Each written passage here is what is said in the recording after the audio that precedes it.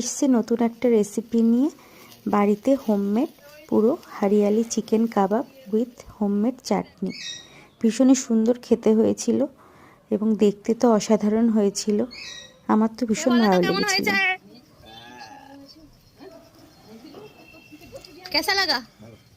এটা তৈরি করার জন্য চিকেনগুলোকে এইভাবে আলাদা করে কিউব করে আগে কেটে রাখবো।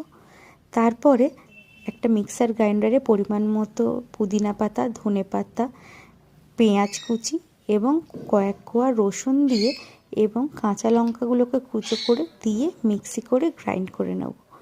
গ্রাইন্ড করার পরে যে টেক্সচারটা আসবে এইরকম দেখতে হবে। এইটা কুচোনো মাংসের ভেতরে দিয়ে দেব। দিয়ে দেওয়ার পরে একটু ভালো করে মিশিয়ে নেব।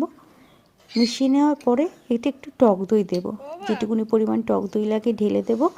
তারপর পরিমাণ মতো একটু আদা বাটা দিয়ে দেবো এবং স্বাদ মতো একটু নুন।